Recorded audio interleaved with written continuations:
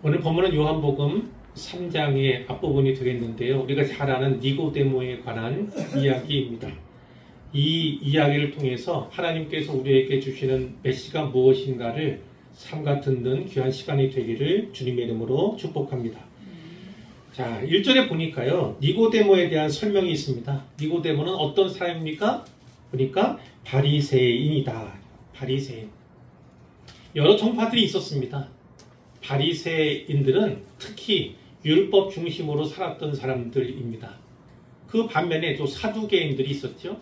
사두개인들은 로마 정부와 결탁한 사람들, 그래서 제사장이라 할지라도 고위층에 속한 사람들이 다수였고요.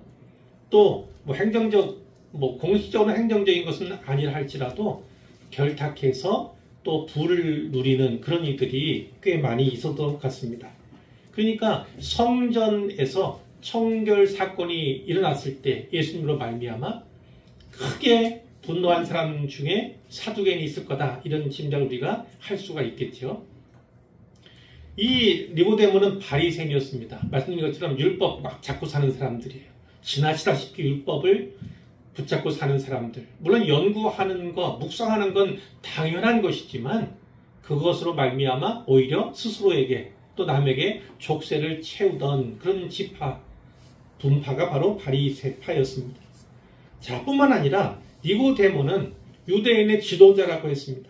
이 지도자는 다른 성경에 보면 관원 이렇게 되어 있습니다. 관원. 이 지도자는 특별히 우리가 잘 아는 산헤드린 공의회가 있습니다. 산헤드린 공의회는 그 유대 종교 지도자들 중에 71명, 71명이 그 공회원으로 활동을 하고 있던 그런 때 그 공회원이었다, 이 말씀인 거예요. 뿐만 아니라 10절에 보니까 예수님께서 그를 가리켜 뭐라고 말씀하시냐면 이스라엘의 선생이다. 선생이에요, 선생. 단지 랍비뿐만 아니라 그 밑에 문화생도 있고 많은 사람들이 그의 지도를 받는다, 이런 의미를 담고 있습니다. 그런데 그 니고데모가 밤에 예수님께 찾아왔어요. 왜 찾아왔습니까? 그 뒤에 표적 얘기를 하는 것 보면 표적을 보고 예수님에 대해서 관심이 생겼거나 혹은 감명을 받았거나 일종의 호기심 때문에 예수를 만나봐야겠다, 이렇게 결심을 한 것 같아요. 그러니까 개인적인 만남을 위해서 예수님을 찾아온 겁니다. 물론 그 휘하에 또 그의 지도를 받는 다른 사람들과 동행했을 가능성은 있어요. 그러나 개인적인 차원에서의 만남이다, 이것을 우리가 주목할 필요가 있어요. 그런데 왜 하필 밤에 예수님을 찾아왔을까? 많이 알려진 건 그거죠. 동료 바리새인들이 두려운 겁니다. 혹시 그들이 비난하지 않을까, 뭐라 하지 않을까, 그것이 염려가 되었기 때문에, 의식했기 때문에 그럴 것을 짐작할 수 있어요. 그러나 또 한편으로 이게 조금 긍정적인 해석을 가미한다면 그럴 수도 있죠. 밤에는 서로 바쁘잖아요. 예수님도 바쁘고 그도 바쁠 겁니다. 그러니까 밤 시간에 찾아와서 얘기를 나눠야 좀 더 충분한 대화를 나눌 수 있겠다, 이런 또 의미도 우리가 발견할 수 있겠다는 거예요. 자, 그 니고데모가 예수님께 이렇게 말합니다. 랍비여, 선생님, 우리가 당신은 하나님께로부터 오신 선생인 줄 아나이다. 우리라고 했어요. 저만 아니라. 물론 동행한 사람들도 있겠지만 이 니고데모는 유대인의 지도자급인 거예요. 그러니까 단지 자기 생각만 아니라 유대인 지도자 그룹들의 생각을 가지고 왔다, 이렇게 볼 수가 있는데, 하나님께로부터 오신 선생인 줄 압니다. 하나님이 함께 하시지 아니하시면 당신이 행하신 이 표적을 아무도 할 수 없음이니이다. 자, 무엇을 인정합니까? 표적이 아무나 할 수 있는, 베풀 수 있는 기적이 아니라는 것을 분명히 그가 안 거예요. 지금 뭐라고 얘기합니까? 하나님이 당신과 함께 계신다는 증거로 나는 이해합니다, 이런 의미입니다. 이런 의미예요. 예수님께서 표적, 첫 번째 표적은 어떤 겁니까? 포도주를 물로 바꾸시는 표적. 그 외에 기록되지는 않았지만 그 사이에도 다른 표적 이야기들이 있을 수 있습니다. 행하시는 표적이 있을 수 있어요. 그런데 어쨌든 그 표적, 그 사인을 보고 궁금증, 관심이 있어서 혹은 약간의 어떤 믿음의 태도를 가지고 나온 사람이 니고데모라는 겁니다. 그러니까 예수님께서 표적을 행하셨는데 그 표적의 일단을 붙잡은, 그 의미와 뜻을 붙잡은 그 사람이 니고데모였다, 이렇게 볼 수가 있어요. 그런데 이 사람은 결국 표적 이야기를 하면서 예수님의 신분이나 그분의 자격에 대해서 이야기를 하고 있는 겁니다. 그런데 예수님께서 이 사람의 이야기를 어떻게 받으시는지를 보세요. 3절에 보니까 진실로 진실로 내게 이르노니 사람이 거듭나지 아니하면 하나님 나라를 볼 수 없느니라. 자, 이 사람 니고데모는 예수님의 자격이나 신분에 대해서 말을 꺼냈는데 예수님께서는 그에 대해서 대답하는 것이 아니라 전환한 거예요. 다른 문제로 이야기를 이끌어 가셨습니다. 어떤 겁니까? 운명에 대한 겁니다. 운명에 대한 거. 하나님 나라에 들어가느냐 들어가지 못하느냐, 그 운명에 대한. 그러나 그것은 니고데모에게만 주신 것이 아니라 인생이라면 누구나 각 사람이 아주 중대하게 깨닫고 붙잡아야 할 운명에 관한 것이다 라는 것을 우리가 알 수 있어요. 자, 여기 보니까 하나님 나라 얘기죠. 하나님 나라.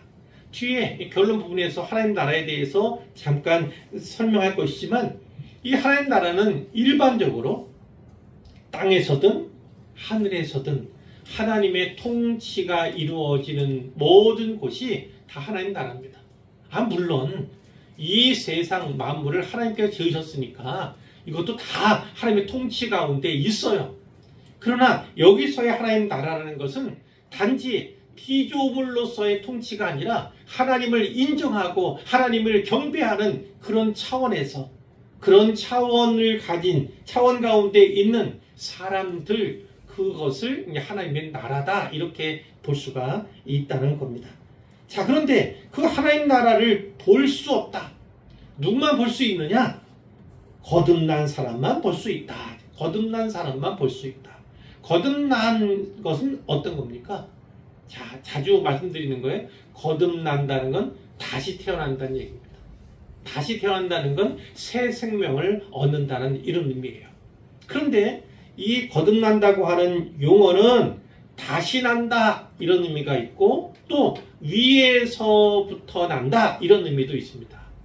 그러니까 하늘로부터 다시 난다, 혹은 하나님께로부터 다시 난다, 이런 의미가 거기에 담겨 있는 거죠. 이 거듭남에 대해서 얘기한 거예요. 거듭남에 대해서. 자, 그랬더니 니고데모가 그걸 어떻게 받았습니까? 거듭난다는 거를 다시 태어난다는 걸 말씀하시는 건가? 이렇게 이제 생각을 한 거예요. 그래서 이런 질문을 하게 된 겁니다. 사람이 늙으면 어떻게 날 수 있사옵나이까? 아직 어렸을 때나 아기로 태어나는 거지, 지금 늙었는데, 나이가 있는데 어떻게 다시 태어난다는 말입니까? 이렇게 물었다는 거예요. 두 번째 모태에 들어갔다가 날 수 있사옵나이까? 어머니 뱃속에 아기 때 태어나는 거지, 지금 이 늙은 나이에 어떻게 다시 모태에서 태어날 수 있다는 말입니까? 이렇게 의심을 품은 거예요. 의문을 품은 거죠. 자, 궁금해서 온 거죠. 그런데 예수님께서 하신 이 말씀을 잘 알아듣지를 못했다, 것을 볼 수가 있어요. 사실은 구약에도요, 다시 태어난다, 이런 관점, 이런 의미의 말씀들은 상당히 있습니다. 그러면 예수님께서 이 말씀을 하셨을 때 어느 만큼은 니고데모가 알아차려야 한다는 거예요. 이해할 법도 한다는 겁니다. 그런데 이 니고데모는 전혀 그것에 대한 지식이 없구나라는 것을 우리가 볼 수가 있는 거예요. 자, 예수님이 이렇게 대답하세요. 진실로 진실로 내게 이르노니 사람이 물과 성령으로 나지 아니하면 하나님 나라에 들어갈 수 없느니라. 앞에서는 하나님 나라를 볼 수 없다, 지금은 하나님 나라에 들어갈 수 없다, 이렇게 얘기했어요. 약간 표현은 다를 뿐이지 차이가 있는 것도 아닙니다. 하나님 나라를 보는 사람은 들어가게 되는 것입니다. 거기에 집중하게 되는 것이기 때문에 그렇죠. 그런데 여기 보니까 사람이 물과 성령으로 나지 아니하면, 성령으로 나는 것은 알겠는데 물로 난다는 것은 도대체 무엇인가? 그래서 학자들 간에 의견이 분분한 그런 부분이 있습니다. 그래서 성령 얘기하면 성령 세례를 얘기하는 거구나, 물 얘기하면 물 세례를 얘기하는 거구나, 이렇게도 받을 수 있고 생각하는 사람도 있는데, 문제는 뒤에 보면 예수님이 성령 얘기만 하세요. 물 얘기를 또 하지 않으십니다. 그리고 이 부분에서 그것을 세례로 해석하게 되면 이 세례라고 하는 것을 너무나 중하게 또 여기게 되는 그런 또 새로운 관점이 생길 수가 있는 것입니다. 그것이 조심스러운 거죠. 왜냐? 당연히 예수님께서도 이렇게 했잖아요. 가서 세례 주고 말씀하셨잖아요. 세례 주고. 세례 중요한 것입니다. 그러나 더 중요한 건 무엇입니까? 성령 세례를 받는 거예요. 구원받는 거예요. 그리고 그 믿음, 구원의 믿음을 가지고 온 회중들 앞에서 세례식을 하는 거죠. 여러 회중들 앞에서 그 믿음을 인정하는 그 의식이 바로 세례입니다. 아주 중요한 행사고 의식이긴 하지만 단지 그 세례받은, 그 물 세례받은 그것으로 말미암아서 구원을 보증하는 것은 아니기 때문에, 또 그것을 성령 세례와 등치시켜서 얘기하기가 어려운 것이기 때문에 조금은 조심스럽다는 거예요. 그러면 이것을 어떻게 이해하면 좋을까? 여러 성경이 있습니다만 특히 구약에 에스겔 36장 25절로 27절에 보면요, 이런 말씀이 있습니다. 이런 예언의 말씀이에요. 잘 들어보세요. 맑은 물을, 물 얘기 나오죠. 맑은 물을 너희에게 뿌려서 너희로 정결하게 하되, 곧 너희 모든 더러운 것에서와 모든 우상 숭배에서 너희를 정결하게 할 것이며, 이런 말씀이 나와요. 물 얘기죠. 자, 26절에는 어떻게 나오냐면 또 새 영을, 여기는 영에 대한 얘기입니다.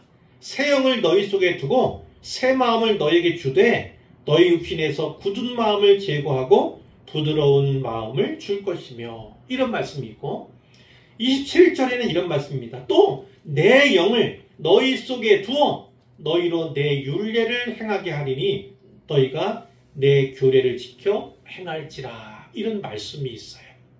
자, 어떤 말씀이 있었어요? 맑은 물에 대한, 그리고 새 영, 나아가 내 영, 하나님의 영에 대한 말씀이 있었어요. 그러니까 이것은 물 세례다, 성령 세례다 이렇게 떼어서 이야기하기보다는 물과 성령은 사실 같은 것을 의미한다, 이렇게 볼 수가 있고, 이 물과 성령으로 난다는 것은 곧 앞에 나왔던 거듭남에 대한 다른 표현이다, 이렇게 보시는 게 가장 합당한 것 같습니다. 그러니까 물과 성령으로 난다? 그것은 거듭남을 이야기한다, 이렇게 보시면 되겠다는 거예요. 이 거듭나야, 물과 성령으로 나야 하나님 나라를 볼 수 있고 하나님 나라에 들어갈 수 있다, 이렇게 예수님이 말씀을 하셨다는 거예요. 자, 이어지는 6절의 말씀을 보시면 이런 말씀도 하십니다. 예수님이 육으로 난 것은 육이요 영으로 난 것은 영이다. 어려워요. 학자들 간에도 의견이 많은 부분이 바로 여기입니다. 그런데 육으로 난 것은 육이다. 육은 어떤 겁니까? 육체. 사람에게서 사람이 나는 겁니다. 그러니까 육체를 가진 사람에게서 육체를 가진 사람이 나는 거예요.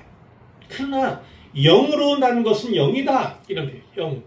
그 영은 누구에게 속한 겁니까? 오직 하나님께서 우리 창조시뿐만 아니라 우리가 태어날 때에도 그 영을 주셔야만 우리가 사람으로서 나게 되는 것이죠.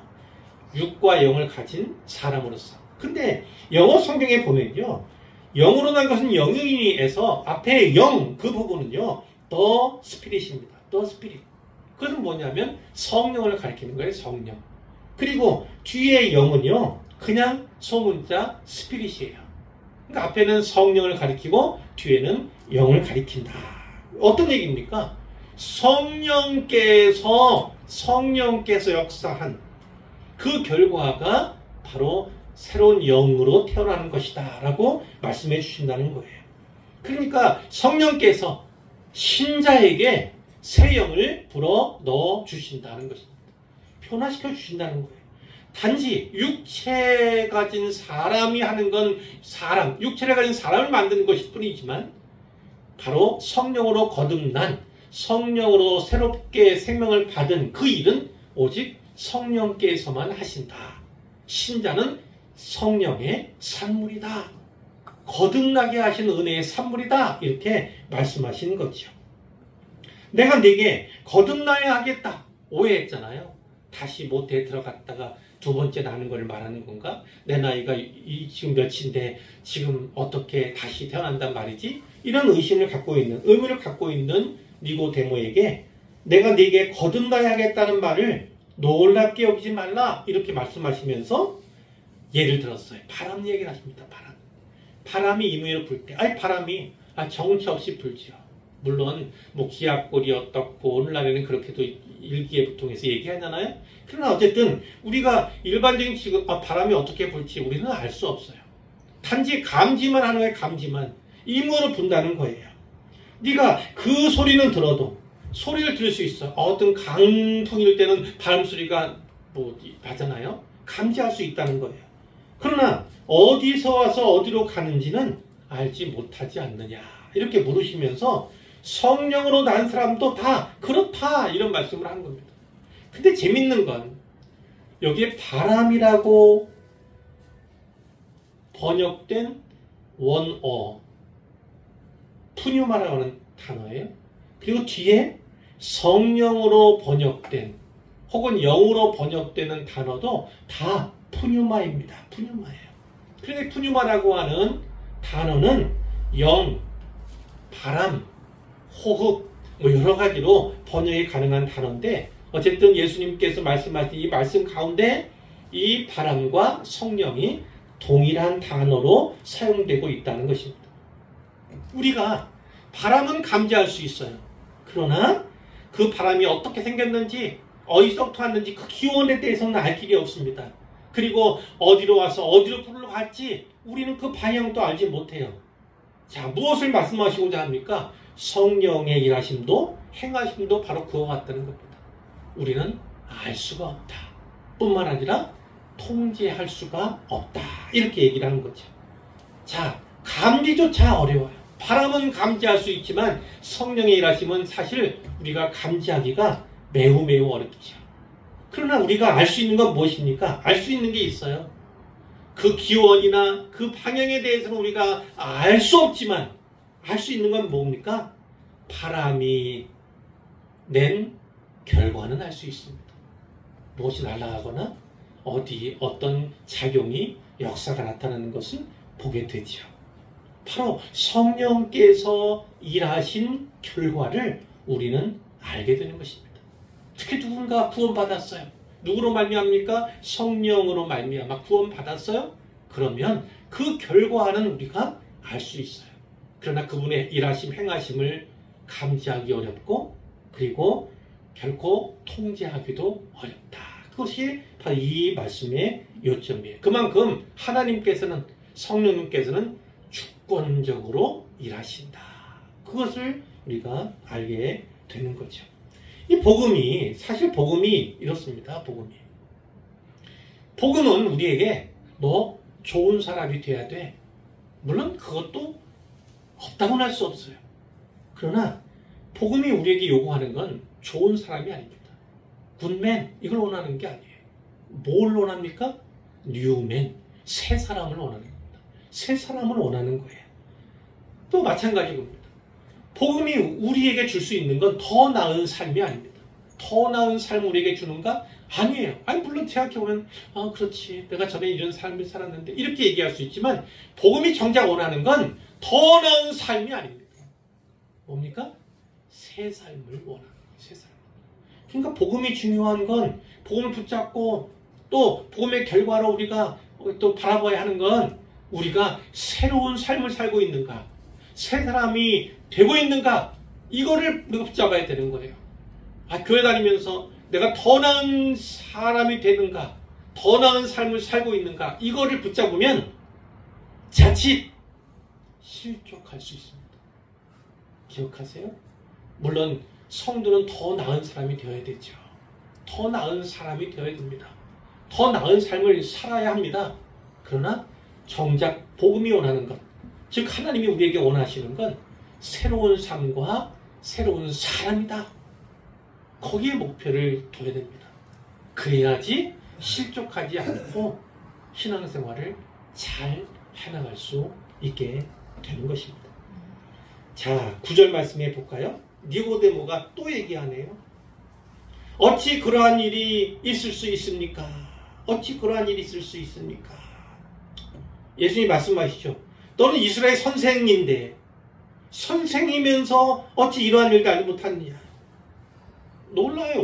놀라워하는 표현이에요. 아까도 말씀드렸죠. 새로운 출생에 대해서는 히브리 성경에, 즉 구약 성경에 기록이 돼 있어요.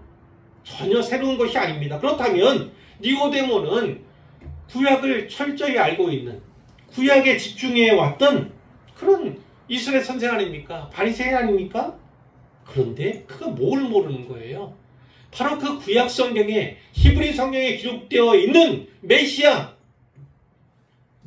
대해서 잘 모르고 있는 거예요.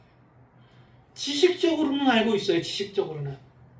그러나 예수님이 누구신지, 그리고 오늘날 그분이 탄생하셨다, 그분이 공생을 시작하셨다, 그것에 대해서는 사실 전혀 이해하고 있지 못하다. 그 때문에 아니 어떻게 네가 그걸 모를 수 있느냐. 예수님이 다보니 그렇게 놀라움을 표하고 있는 그런 대목이 바로 여기입니다.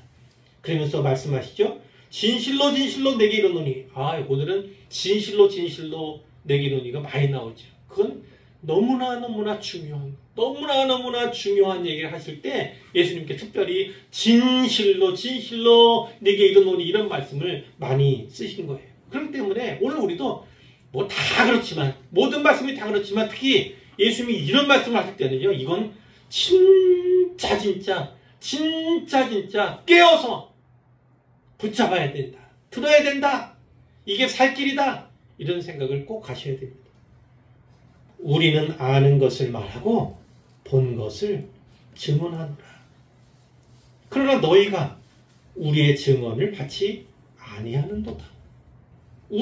너희는 니고데모, 그리고 니고데모가 대표하고 있는 이스라엘인 것은 알겠는데, 그럼 우리는 누구예요? 우리는 예수님 외에 또 있다는 거잖아요. 누굽니까? 성경적인 해석은 두 가지로 가능합니다. 하나는 뭐냐면 바로 성부 하나님과 성자 예수님을 가리키는 그 우리 복수형이라고 볼 수 있어요. 또 하나 다른 해석은 이겁니다. 앞서 나타났던 모든 선지자들 전했어요. 계속해서 전했어요.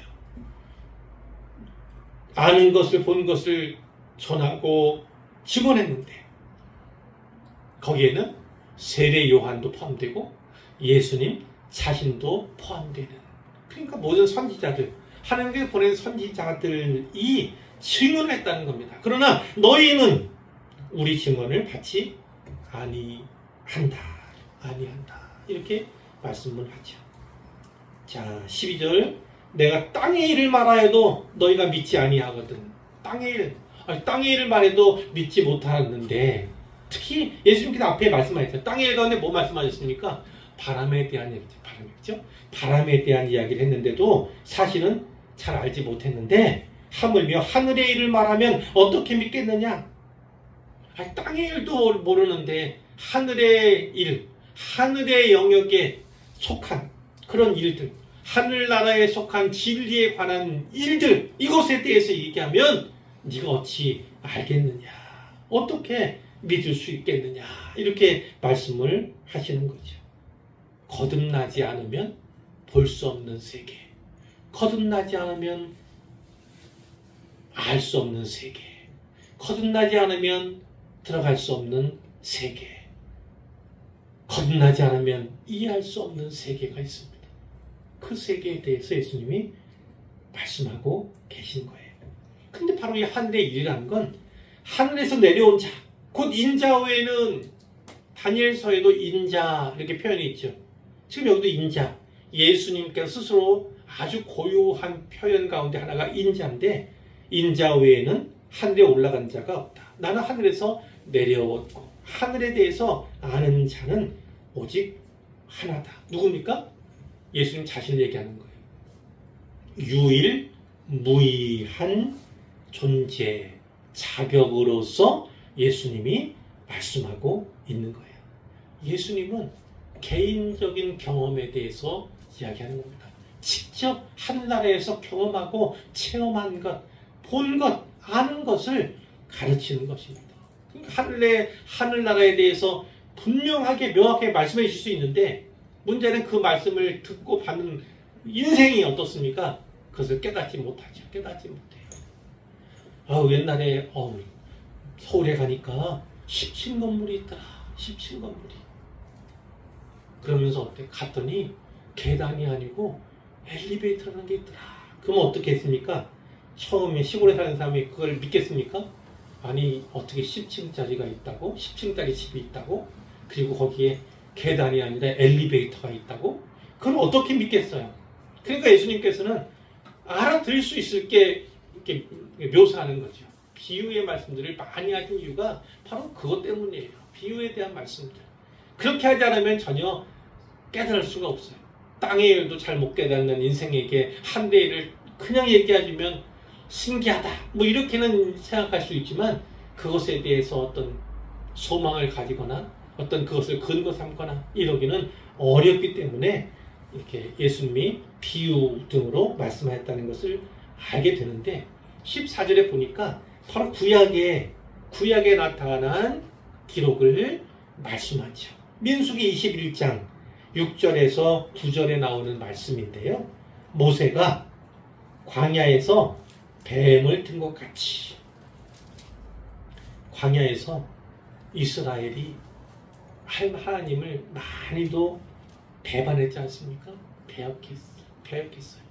바로 이때도 그랬어요. 이때도. 요단강 동편까지 올라온 상태예요. 이제 얼마 안 있어 요단강 건너서 가나안 땅으로 들어가면 되는데 거기서까지도 계속해서 반역질을 하고 있었어요. 자, 그러니까 어떻게 했습니까? 하나님이 화가 나셔서 불뱀을 보내셨어요. 불뱀. 맹렬한 독을 가진 뱀이에요. 그래서 물리기만 하면 즉사하는 거죠. 즉사. 아는 사람들이 죽었습니다. 자, 공포와 두려움 가운데 있을 때 하나님께서 모세를 통해서 말씀해 주셨어요. 살 길을, 치료받을 수 있는 길을 말씀해 주셨어요. 뭐라고 했습니까? 네가 높은 장대를 세워라. 그 장대 위에 놋으로 만든 놋뱀을 달아라. 그 놋뱀을 바라보는 자는 살게 될 거다. 물렸더라도 죽지 않고 치료될 것이다. 이렇게 말씀해 주셨어요. 자, 어찌 보면 아니 무슨 놋뱀을 보는데 장대에 달린 뱀을 보면 산다고 그래? 나는 못 믿겠어. 나는 안 봐. 이런 사람은 죽는 거예요. 그러나 그 말씀에 순종해서 그렇게 하면 나을 거라고, 치료가 될 거라고, 죽지 않을 거라고 믿음을 가진 사람들, 그래서 본 사람들은 결국 죽지 않고 살아나게 되었던 것입니다. 예수님께서는 바로 그것을 말씀하신 거예요. 그 놋뱀을 보았을 때 살아나고 새 생명을 얻은 것처럼 그를 믿는 자마다 영생을 얻게 하려 하심이니라. 인자도 들려야 한다. 인자는 자기 자신이죠. 들려야 한다는 건 뭡니까? 예수님의 십자가를, 놋뱀, 장대 위에 걸린 놋뱀과 같이 그와 흡사한 모습으로 예수님께서 이 십자가에 못 박혀 죽으실 텐데 자기 운명에 대해서 말씀하시는 거예요. 그런데 그를 믿는 자마다 무엇을 믿어야 합니까? 십자가를. 단지 십자가의 형상을 믿으라는 게 아닙니다. 예수님이 저게 달리셨지? 이걸 믿으라는 게 아닙니다. 거기서 달려 죽으신 예수, 그러나 그 죽음을 이기신 예수, 그분을 바라보라는 것입니다. 그분이 왜 십자가에 달렸는가? 바로 나의 죄를 위해서 대속죄물이 되신 거다. 이것을 믿고, 그러나 죽었으나 다시 살게 될 것이다. 부활하게 될 것을 믿는 그런 사람은 예수님의 죽으심과 예수님의 부활과 합하여 우리가 예수로 말미암아 죽고 예수로 말미암아 다시 살게 된다. 그런 은혜를 입게 된다는 말씀을 하는 거죠. 예수를 믿는 자마다 영생을 얻게. 근데 영생은 사실 하나님 나라에 들어간다는 것과 하나님 나라를 본다는 것과 다른 표현이 아닙니다. 다른 표현이 아닌 거예요. 우리가 믿음을 가진 사람이, 그럼 믿음의 중요성이 어디에 있습니까? 믿은 나에게 있습니까? 아니요. 누구를 믿는가?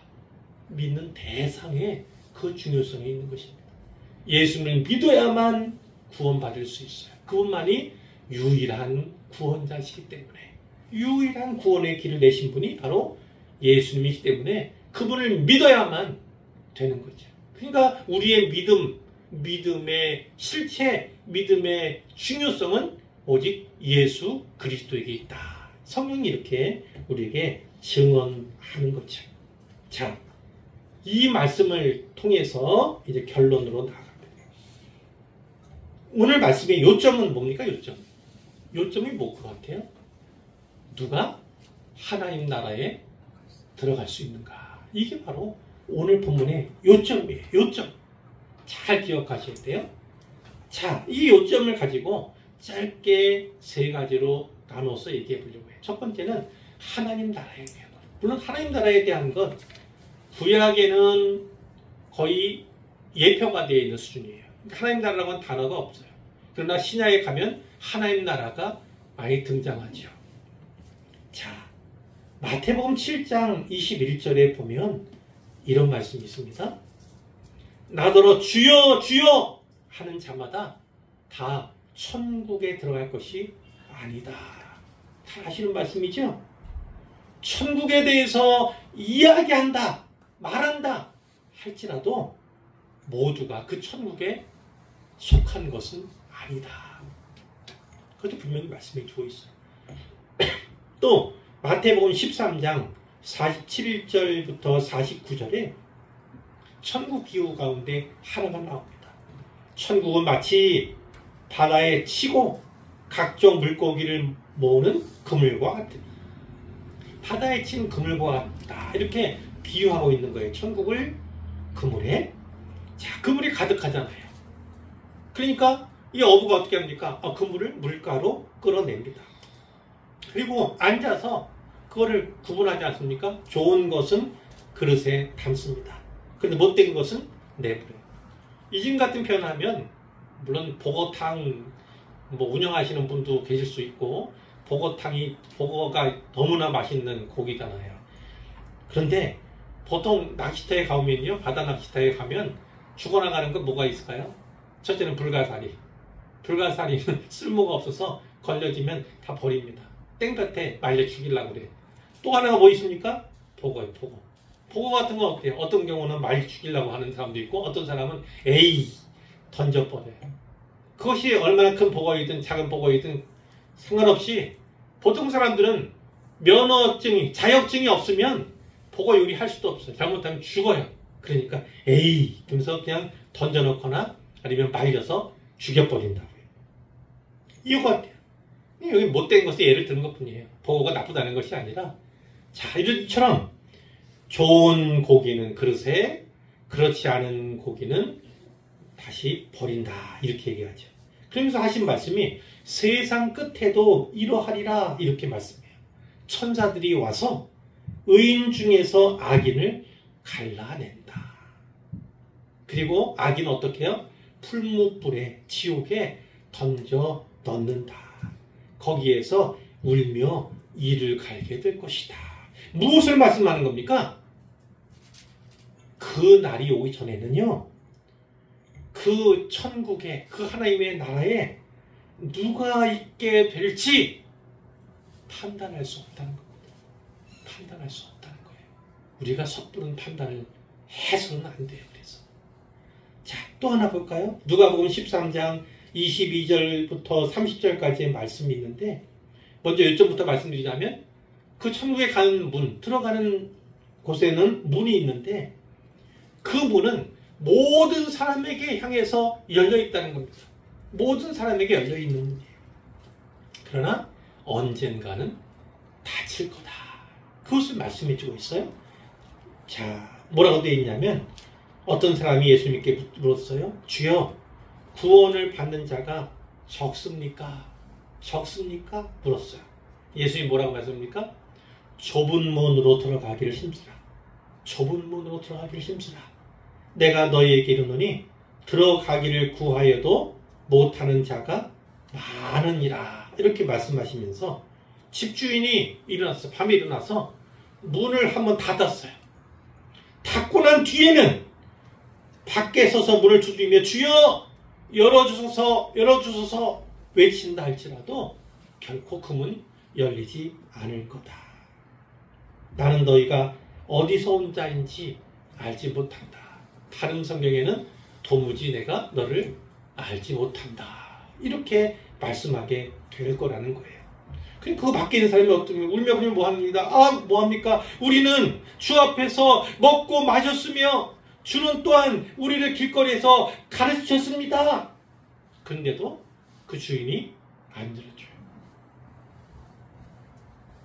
그러면서 하시는 말씀이 사람들이 동서남북으로부터 와서 하나님 나라 잔치에 참여하리니, 그러니까 종족, 어떤 족속, 나라, 다 언어, 당원 다 차치하고 하나님께서는 모든 인생들 가운데서 부르신다는 겁니다.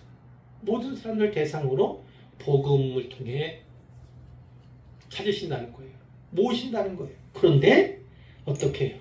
그 가운데 배제된 사람이 있다. 어떨 때 문이 닫히고 난 뒤에 울며 불며 문 열어달라. 그땐 기회가 없다. 그러니까 시기가 있다는 거예요. 믿을 시기. 특별히 그 시기는 어땠습니까? 주님이 다시 오시기 전까지. 또 하나 뭡니까? 내 인생이 이 땅에서 끝날 때까지. 그때까지는 기회가 있습니다. 그 이후에는 지옥 간 영혼이 가장 소원하는 것이 무엇이겠습니까? 다시 태어나서 다시 한번 기회를 얻는 것, 혹은 천국으로 옮겨지는 것. 그런데 기회가 있습니까? 두 번 다시 기회는 없어요. 그게 두려운 것이고 우리가 두려워해야 할 것입니다. 자, 이걸 잘 기억하시고 두 번째로 말씀드려요. 그럼 하나님 나라에 들어가려면 어떻게 해야 되는가? 찾아보니 성경은 두 가지를 말씀합니다. 두 가지. 그 하나는 마태복음 4장 17절 그 근거에서 말씀할 수 있어요. 예수님께서 전파하셨습니다. 어떤 말씀을 전파하셨는가? 회개하라, 천국이 가까이 왔느니라. 회개하라, 천국이 가까이 왔느니라. 제일 중요한 게 뭡니까? 바로 회개입니다. 회개. 그거를 조직신학적으로 얘기한다면 회심이에요. 회심이 필요합니다. 회심. 돌이키는 거예요. 다른 종교 혹은 무종교인이었지만 이제 기독교인이 되는 것. 하나님을, 예수님을 믿는 것. 그것이 바로 회심입니다. 자, 두 번째가 오늘 본문에 있는 거예요. 요한복음 3장 3절. 진실로 진실로 내게 이르노니 사람이 거듭나지 아니하면 하나님 나라를 볼 수 없다. 뭐라고요? 조건은 거듭나는 겁니다. 이것을 신학적으로 이야기하면 중생, 무거울 중을 쓰지만 거듭중자입니다. 거듭중자예요. 그래서 거듭남을 중생으로 표현합니다. 그러니까 하나님 나라에 들어갈 수 있어요. 천국 갈 수 있어요. 두 가지 조건이 있습니다. 하나는 뭡니까? 회심. 회심. 죄를 회개하는 것입니다. 죄를 회개하는 거예요. 두 번째가 뭡니까? 중생. 거듭나는 겁니다. 거듭나는 것. 자, 그러면 회심하고 중생했어요. 하나님 나라를 약속받았어요. 그러면 그 사람은 그럼 끝입니까? 우리 사회에서 이단으로 분리된 사람들 가운데, 그룹들 가운데 바로 이거예요. 아이, 구원받았으면 끝이야. 다 됐어. 이렇게 하면 안 된다는 겁니다. 누가복음 12장 31절에 말씀하신 것처럼 다만 너희는 그의 나라를 구하라. 그의 나라를 구하라는 거예요. 그러니까 내가 천국 갈 수 있는 믿음을 이미 소유했다 할지라도 확실한 믿음을 가졌다 할지라도 구해야 할 것은 무엇입니까? 계속 구해야 할 것은 무엇입니까? 바로 하나님의 나라, 예수의 나라입니다. 왜냐? 그 나라는 하늘에만 펼쳐진 나라가 아니고 이 땅에도 펼쳐져야 할 나라, 이미 펼쳐지기도 했지만 더 넓어져야 할 나라가 바로 하나님 나라, 예수의 나라이기 때문에 바로 그 나라를 구하는 것, 그 나라를 확장시켜야 할 의무가 그리스도인들에게 있다는 것입니다. 구원 자신한다 할지라도, 확신한다 할지라도 그 나라는 계속해서 구해야 한다. 그 나라를 위해서 살아야 한다는 것입니다. 이제 마지막으로 세 번째 짧은 말씀으로 맺습니다. 회심도 성령의 역사입니다. 중생도 성령의 역사입니다. 그러면 성령께서 하실 것이니 우리는 손 놓고 있으면 됩니까? 그걸 오해해서는 안 됩니다. 특히 개혁주의, 장로교, 칼빈주의, 그러면 예정설에 대한 말씀을 듣기도 하는데, 그 하나님이 예정하셨으니 예정한 사람은 당연히 마땅히 구원하실 것이니 우리는 손 놓고 있어도 됩니까? 그것은 예정론을 오해하는 사람들, 예정론을 오해하는 사람들의 생각이에요. 누가 예정되었는지, 누가 천국 가게 됐는지 알 수 없기 때문에 모든 사람에게 복음을 전해야 하는 것입니다. 뿐만 아니라 교회 공동체 안에 속한 사람에게도 역시 복음은 계속해서 전해져야 되고 증거되어야 하는 것이죠. 이 땅에 살아가면서 복음이 필요치 않은 인생은 아무도 없습니다. 그가 설령 그리스도인이라 하여도 복음은 여전히 필요한 거예요. 그러니까 아무도 판단하거나 아무도 포기해서는 안 됩니다. 아유, 저 인생 보니까 저거 하나님께 나아가지 못할 거야. 저거 천국 저거 못 간다. 저런 뭐에 저거 믿을 가망 없어. 아이, 저거 아니야. 이렇게 생각하면 안 된다는 거예요. 성령께서 하시면 그들도 다 구원받을 수 있습니다. 예수님이 말씀하셨잖아요. 돌들로도 신자가 되게 하실 수 있는 분이 예수님이라니까요.